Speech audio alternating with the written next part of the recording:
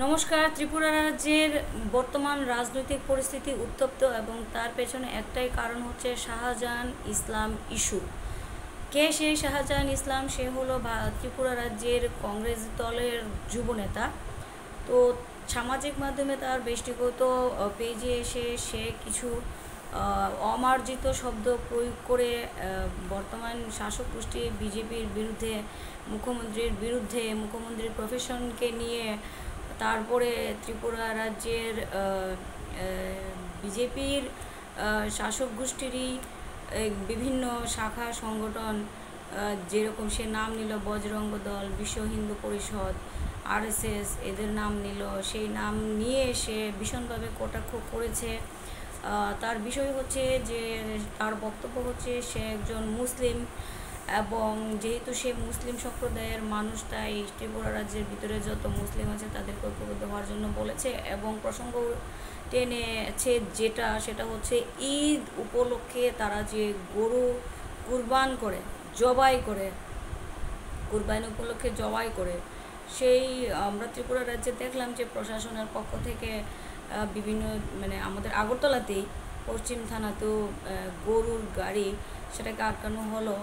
তারপরে গরুদেরকে পশ্চিম থানাতে তারা রেখেছিল এবং এই সমস্ত বিষয়কে নিয়ে টোটালি কংগ্রেস দলের যে ধরনের এই বিষয় নিয়ে তাদের যে ভূমিকা, যে মানুষ যেন ঈদে গরু জবাই করে কুরবানি করে করতে পারে, ঈদের আনন্দ উপভোগ করতে পারে, সেই নিয়ে তাদের তৎপরতা এবং তারই পরিপ্রেক্ষিতে তাদের কিছু বক্তব্যের জেরে যে বিষয়টা উঠে এলো, সেই মুখ্যমন্ত্রী যেহেতু যার প্রফেশনাল জগৎটা হচ্ছে উনি একজন দন্ত চিকিৎসক, একজন ডেন্টিস্ট, এবং সেই প্রফেশনটাকে কিন্তু যথেষ্ট রকমভাবে হেয় করেছেন সেই শাহজাহান ইসলাম, যেটা তার করা মোটেই উচিত হয়নি। অমার্জিত শব্দ প্রয়োগ করেছেন প্রফেশনের বিরুদ্ধে।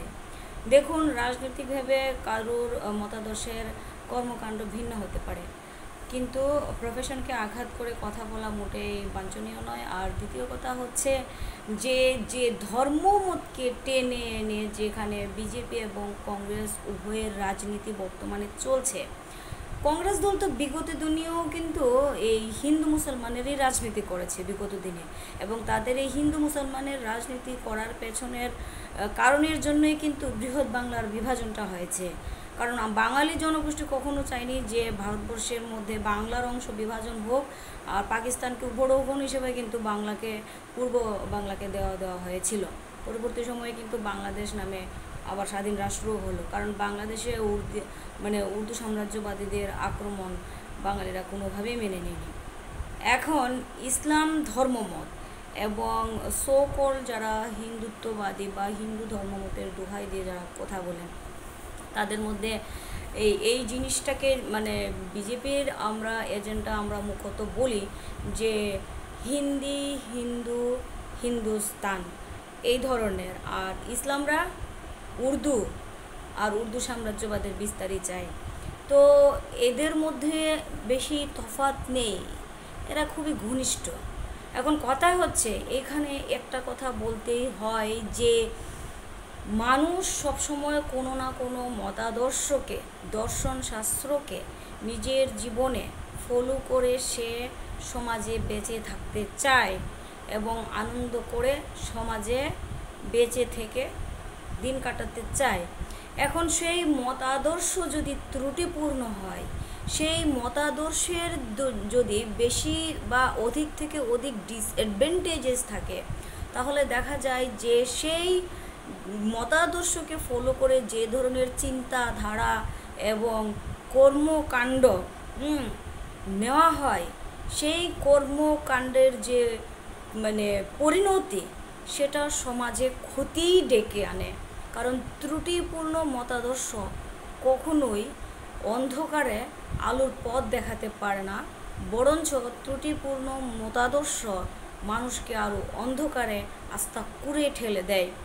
আজকে এত বছরের পুরনো আমাদের এই ভারতবর্ষে আমরা জানি যে ইসলাম কিন্তু বাইরে থেকে ভারতবর্ষে এসেছে এবং তার পেছনে রয়েছে অনেক কাহিনী, কেন মানুষ হাজারে হাজারে মুসলমান হয়ে গিয়েছিল।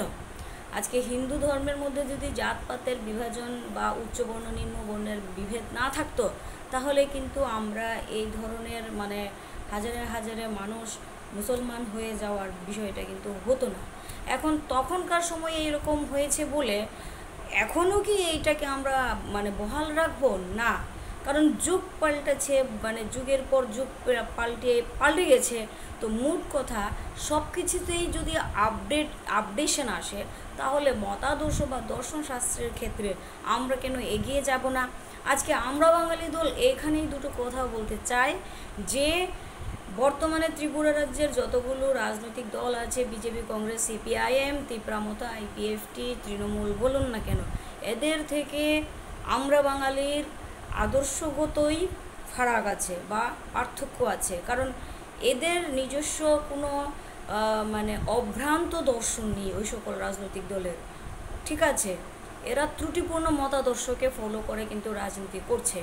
আর আমরা বাঙালি দলের কাছে আছে একেবারেই অভ্রান্ত মতাদর্শ, আইডিওলজি, সর্বানুসূত দর্শন, যে দর্শনের আলোকে বা যে দর্শনের সংস্পর্শে আসলে পরে মানুষ অনুভব করে বিশ্ব ভ্রাতৃত্বের যে অনুভূতি, সেটাকে তারা উপলব্ধি করতে পারে।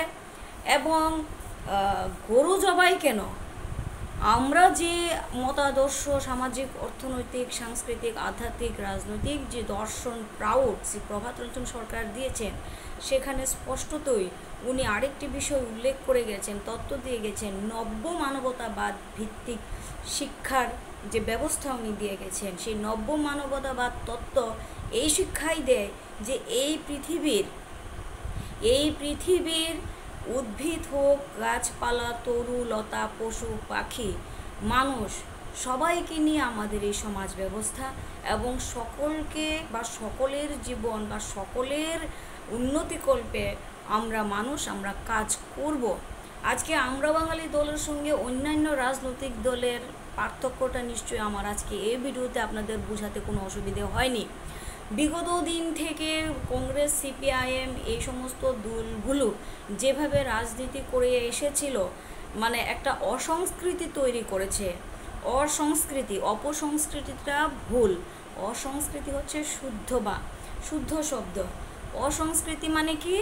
তারা রাজনীতি করতে গিয়ে মানে স্বচ্ছ রাজনীতি না করে নিজেদের পদ বা ক্ষমতাকে ধরে রাখার জন্য তারা নোংরামি করেছে, প্রচুর গণহত্যা ঘটিয়েছে, নৃশংস কর্মকাণ্ড ঘটিয়েছে, তারপরে বাড়ি ঘর, অগ্নিসংযোগ থেকে শুরু করে বিভিন্ন সয় সম্পত্তিকে তারা ধ্বংস করেছে, নষ্ট করেছে, কোনো কিছুর উপযোগিতা নেওয়ার বদলে সেগুলোকে তারা ধ্বংসই করে গেছে। এবং বর্তমানেও এই সমস্ত তীব্রামথা বিজেপি, কংগ্রেস, সিপিআইএম, আইপিএফটি, এই তৃণমূল, এরা কিন্তু এই রক্তক্ষয়ী সংগ্রামেই কিন্তু তারা বিশ্বাসী।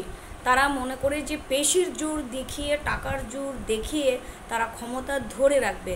আদৌ কি সমাজের মানুষ এই সমস্ত ক্ষমতা লোলুপ নেতৃত্বদের মানসিকতাকে মানুষ পছন্দ করে? না, মোটেই না।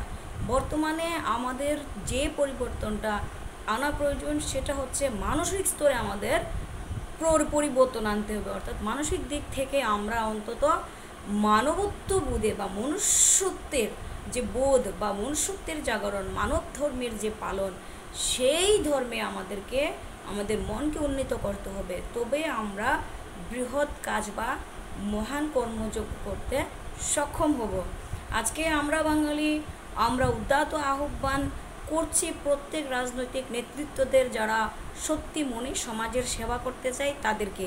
তো শাহজাহান যে ইসলামের যে ইস্যু বা ওকে কেন্দ্র করে এই বর্তমানে বিজেপি সরকার এবং কংগ্রেসের মধ্যে যে ধস্তাধস্তি চলছে, সেখানে মূলত কিন্তু একটা সাম্প্রদায়িক গন্ধই থেকে যাচ্ছে। সেটা হচ্ছে মুসলিমপনা বা ইসলামিত্বের বা কট্টর ইসলামিত্বের একটা মানে কি বলবো, একটা তাদের চিন্তাধারা বা মানসিকতাকে সে বারবার উত্থাপিত করেছে তার সামাজিক মাধ্যমে। সেটা কিন্তু লক্ষ্য করতে পারলাম ওর ভিডিওতে। এখন কথা হচ্ছে যে মার্জিত ভাষা অবশ্যই প্রয়োগ করা উচিত। আর এই পৃথিবীতে কারোর ভাষাকে, ধর্মমতকে বা ধর্মীয় সেন্টিমেন্টে ভাবাবেগকে আঘাত করে পোশাক পরিচ্ছদকে, যেটা অশালীন তো অশালীন, কিন্তু যেখানে শালীনতা বজায় রাখা উচিত সেটাকে আমাদের সম্মান করতে হবে। যা কিছু অশালীন, যা কিছু অসংস্কৃতি, যা কিছু অশুভ, তার বিরুদ্ধে, শোষণের বিরুদ্ধে আমাদের প্রতিবাদ করতে হবে। আমাদের সমস্যাটা কোথায় সেটাকে জানতে হবে এবং সেই সমস্যার সমাধান করবে আমাদের কাজ করতে হবে। বর্তমানে যেহেতু দর্শন নিয়েই এই সমস্ত ঘোটালা হচ্ছে, এই সমস্ত সমাজের মধ্যে অবক্ষয় এবং যে সকল ধ্বংস হয়েছে, এই দর্শনই এর পেছনে মুখ্য কারণ। কাজে আজকে আর দিনে দাঁড়িয়ে আমাদেরকে এই দর্শন, যে বিগত দিনের যে দর্শন শাস্ত্র যেগুলো ত্রুটি রয়েছে সেগুলোকে আমাদেরকে কি করতে হবে, বর্জন করতে হবে এবং নূতন দর্শন যা আমাদের হাতে আছে সেটাকে গ্রহণ করে আমাদেরকে এগিয়ে যেতে হবে। এখন এক হওয়ার পালা। আগে যদি আমরা মানসিক জগতে পরিবর্তন আনি, মহতের ভাবনাকে আমরা যদি মনে স্থান দেই, তাহলে কিন্তু আমরা আমাদের পক্ষে সম্ভব হবে একসঙ্গে সমাজকে ঐক্যবদ্ধ করে এই পৃথিবী প্ল্যানেটটাকে এগিয়ে নিয়ে যাওয়া। কারণ দেখুন, আঞ্চলিকতাবাদ বলুন, প্রাদেশিকতাবাদ বলুন, বা জাতীয়তাবাদ বলুন, বা আন্তর্জাতিকতাবাদ, এই সমস্ত কিছুর ঊর্ধ্বে কিন্তু ইউনিভার্সালিজম অর্থাৎ বিশ্বৈকতাবাদের ভেতরেই পড়ছে কিন্তু এই সমস্ত কিছু। কাজেই আমাদের পরিধি কিন্তু দিন দিন বড় হয়, পরিধিটা বাড়ে, তো আমাদের পরিধি কিন্তু সংকুচিত হয় না। তাহলে আমরা কেন একটা অঞ্চল বিশেষে, কেন একটা ধর্মমতের বিশেষে, বা কেন আমরা প্রাদেশিকতার বিশেষে, বা কেনই বা আমরা জাতীয়তাবাদ বা আন্তর্জাতিকতাবাদের মধ্যেই আমরা স্থির থাকবো, বা আমাদের চিন্তাটাকে একটা জায়গার মধ্যে আটকে দেব না। আমরা বিশ্বৈকতাবাদে বিশ্বাসী, আমরা বাঙালি বিশ্বৈকতাবাদে বিশ্বাসী। আমাদের বক্তব্যই হচ্ছে আঞ্চলিকতার পথ ধরে বিশ্বৈকতাবাদের প্রতিষ্ঠা। কাজেই বর্তমান সমাজ ব্যবস্থাকে একমাত্র পথ দেখাতে পারে আমরা বাঙালি, এবং সাত্ত্বিকী শান্তি প্রতিষ্ঠার বিপ্লবের অগ্রদূত হচ্ছে আমরা বাঙালি দল। আর আজকে এই জায়গায় দাঁড়িয়ে আমরা বাঙালি এই কথাই বলতে চাই যে, হে জনগণ, সমাজ সচেতন মানুষ, আপনারা যদি সত্যিকারের স্বচ্ছ রাজনীতি করতে চান, বর্তমানে সমাজকে এগিয়ে নিয়ে যেতে চান, তাহলে আপনাদেরকে পুরনো দিনের যে ত্রুটিপূর্ণ দর্শন শাস্ত্র আছে এগুলোকে বর্জন করে নূতন দর্শন শাস্ত্রকে আমাদের গ্রহণ করা উচিত। আমাদের সকলের প্রাউড দর্শনকে জানা উচিত, পড়া উচিত, বোঝা উচিত। নব্য মানবতাবাদ তত্ত্বটা কি, শ্রী প্রভাত রঞ্জন সরকার এত সুন্দরভাবে পুঙ্খানুপুঙ্খ বিষয় উনি তুলে ধরে দিয়ে গেছেন। একমাত্র সংশ্লেষণের মাধ্যমেই হচ্ছে মূল সমস্যার সমাধানের পথ। আসুন আমরা সংশ্লেষণের মধ্য দিয়েই আমরা এক সুস্থ সমাজ গড়তে সক্ষম হই। আর নয় রক্তক্ষয়ী সংগ্রাম, এবার হোক বৌদ্ধিক আহ্বানের সাড়া। সবাই সাড়া দিক, বৌদ্ধিক আহ্বানে আপনারা সবাই সাড়া দিয়ে এগিয়ে আসুন। আমরা বাঙালি দলের হাতটি মজবুত করুন। আসুন একসঙ্গে কাজ করি। সবশেষে এটাই বলবো, সামাজিক অর্থনৈতিক দর্শন প্রাউড জিন্দাবাদ, আমরা বাঙালি জিন্দাবাদ। সবাই খুব ভালো থাকুন। নমস্কার।